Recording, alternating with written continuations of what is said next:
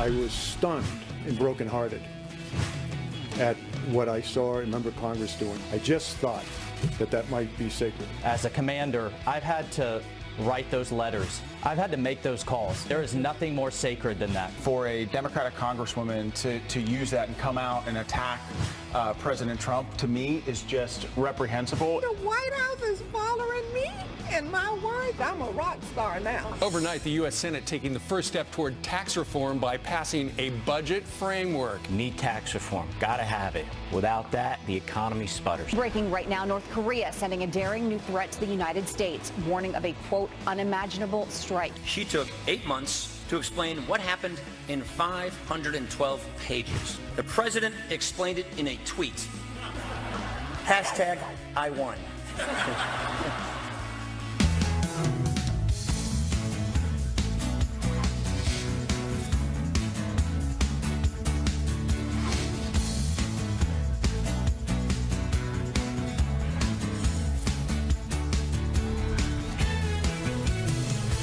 Rhett?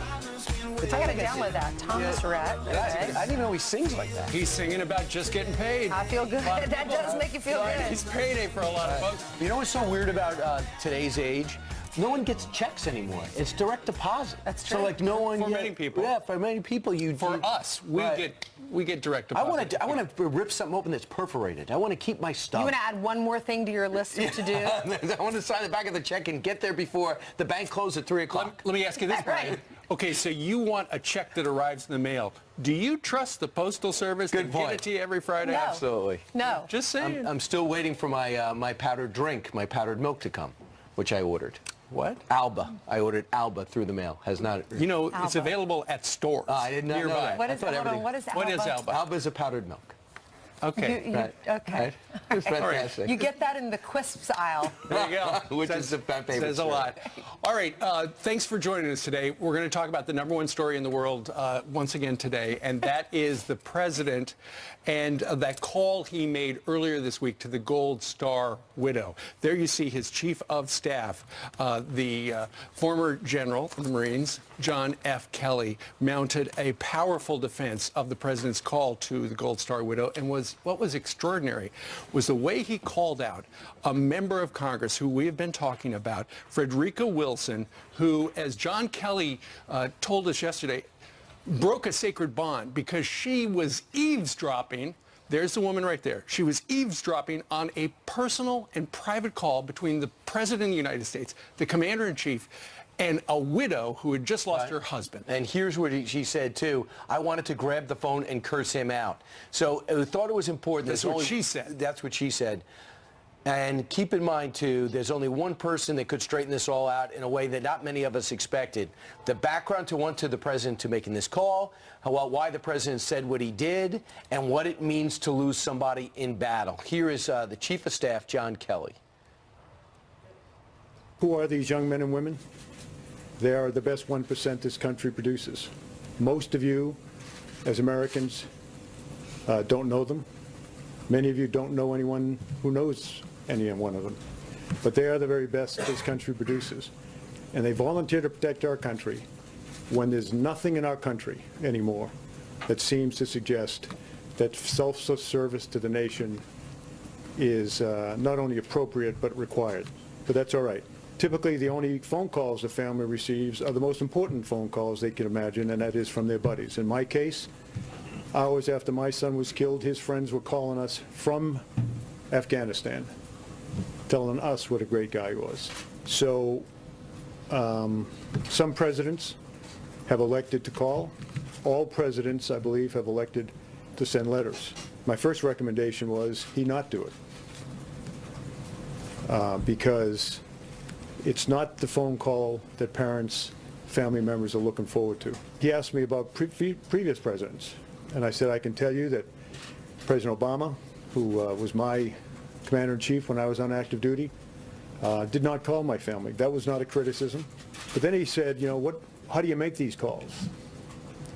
If you're not in the family, if you've never worn the uniform, if you've never been in combat, you can't even imagine how to make that call.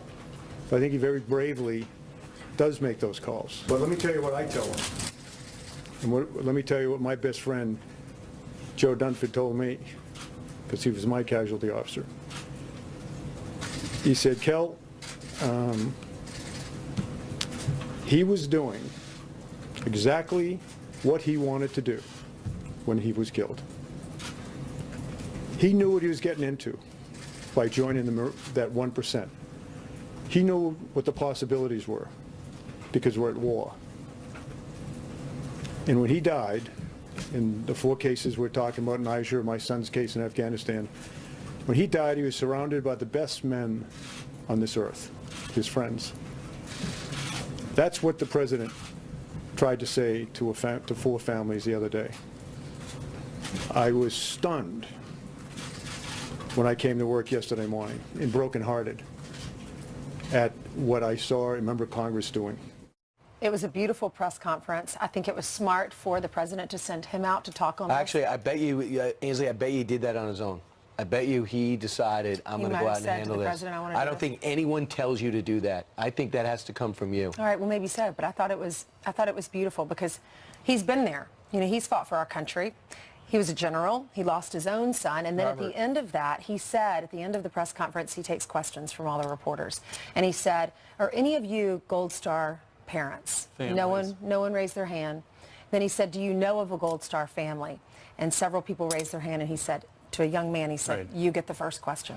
His press conference was so enlightening because not only did you find out exactly the respect that somebody who was killed in action receives from the U.S. military, but also you kind of get the backstory of the many parts of the story that we've been talking about. For instance, he advised the president not to make the phone call because he said there was no perfect way to make that call.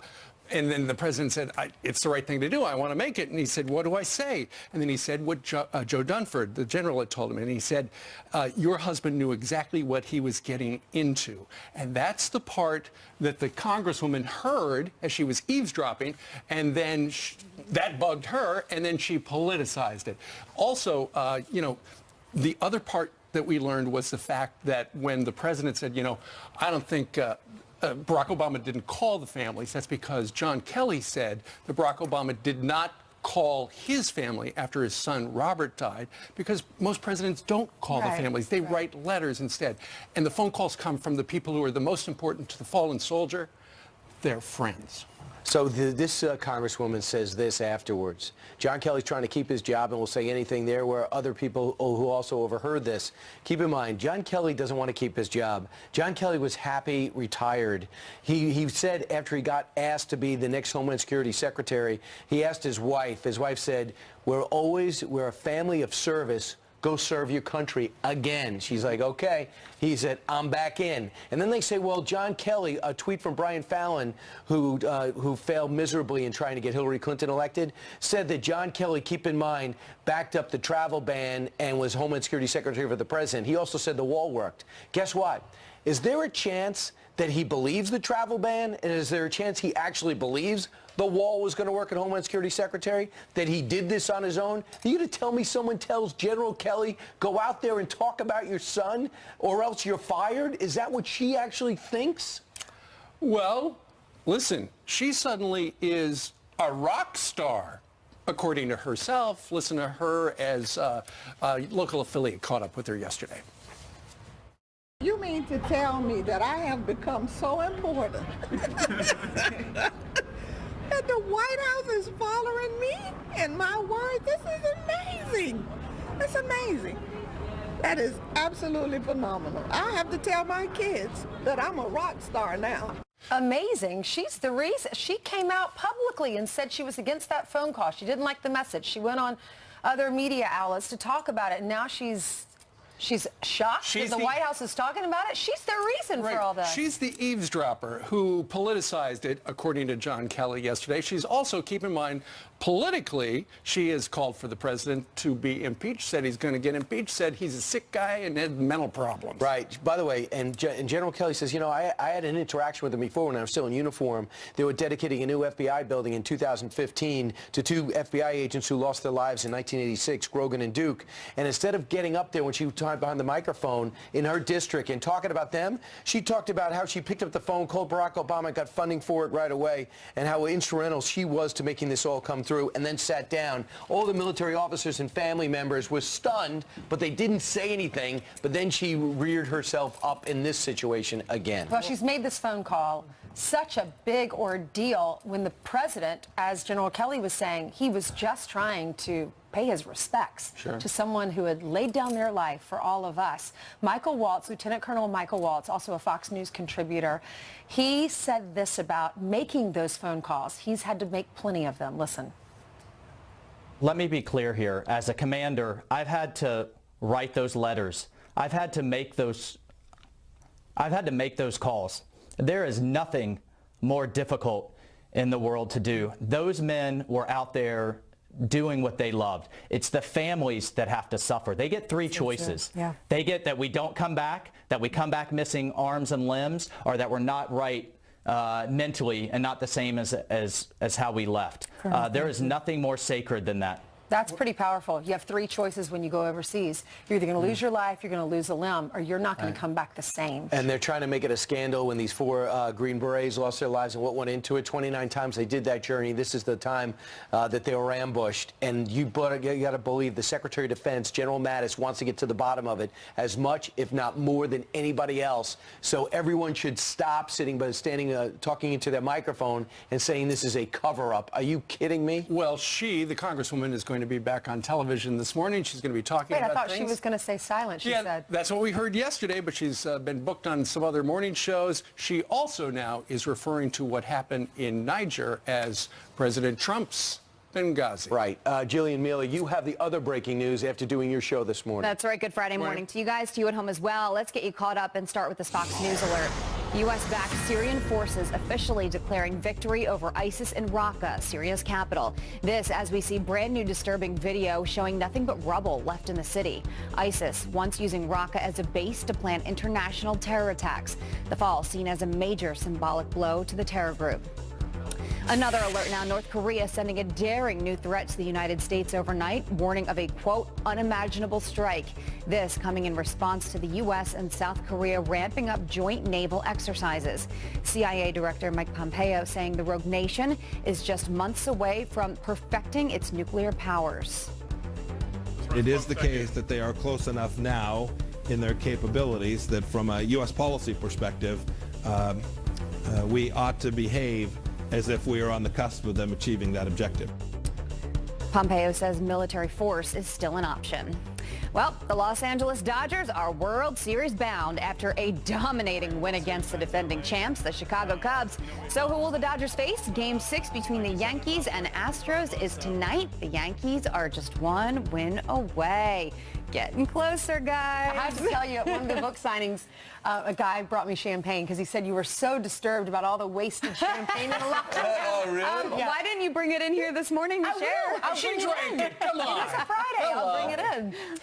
Like Yesterday, everyone was laughing. They said, I'm so glad you and Steve pick on Brian, and you set him straight. He was talking about acoustic yesterday, and he was pronouncing it acoustic. I say acoustic. And I said acoustic is what you play pool with. Right.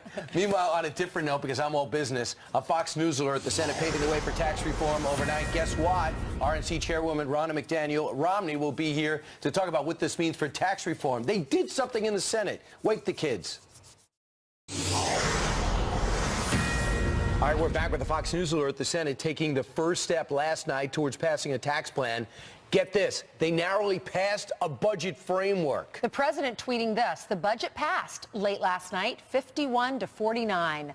We got 0 Democrat votes with only Rand Paul, he will vote for tax cuts, voting against. This now allows for the passage of large-scale tax cuts and reform, which will be the biggest in the history of our country. Now, here to weigh in on this is RNC Chairwoman Ronna McDaniel. Hey, Ronna, great to see you. What do you make of this? Always great to be here.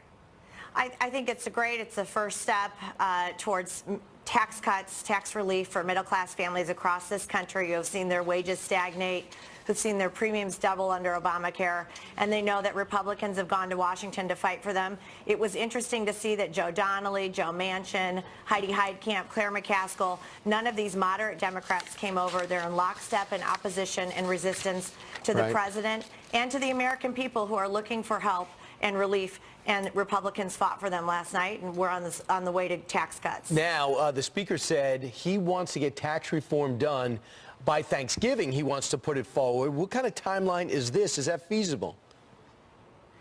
Yeah, I think that they're on a good place. Initially he had said we might be here through Christmas.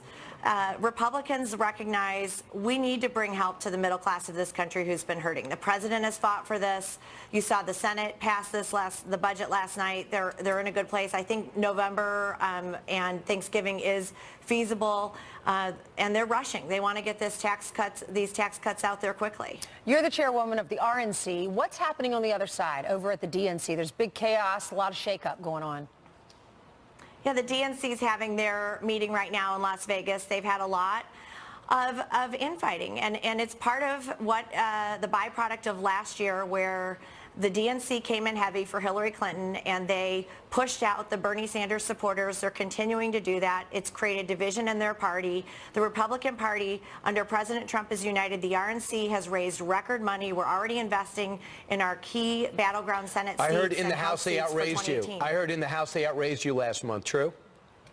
The RNC has doubled what the DNC does. We're the hub of the election. We're the data and the ground game. We're already setting that up for 2018. Having a DNC not functional is very harmful for Democrats and what they need to do in 2018. So we're in a good place. And we'll see what happens with this new health care bipartisan with Lamar Alexander and Patty Murray. I'm not sure where the president stands on that. It's going to be very intriguing to see if it's a short-term fix. Ronna McDaniel, thanks so much. Thank you, Ronna. Great to see you. Thanks for having me. Have a good weekend. You're welcome.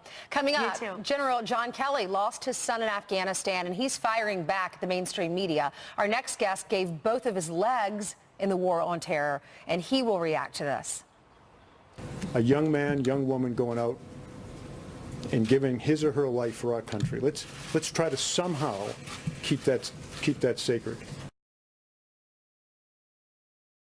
We all want.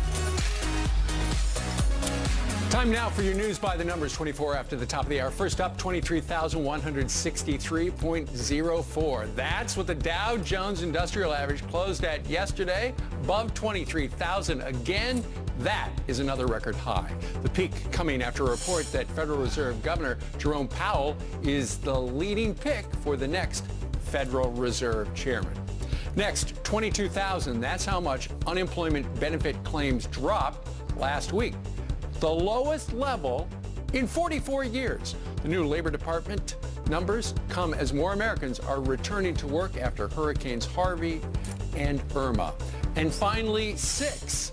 That's how many women took the lead on Southwest Airlines' first unmanned MAX 8 flight. No way. The crew snapped a picture after noticing there were no male pilots or flight attendants on their flight from San Francisco. And that's the picture. Oh, so it was manned. It was manned. There was someone at the wheels or at the, what do you call that? The helm. What do you call Somebody it? was driving the plane. The cockpit. The pilot. But it was not a man. Right. It wasn't a robot. All right. Now that we've got that clear, 5 minutes before the bottom of the hour, Chief of Staff John Kelly hitting back at the press for politicizing the president's call to a Gold Star family and sharing his own experience with the loss of his son in Afghanistan. I said to him, sir, there's nothing you can do to lighten the burden.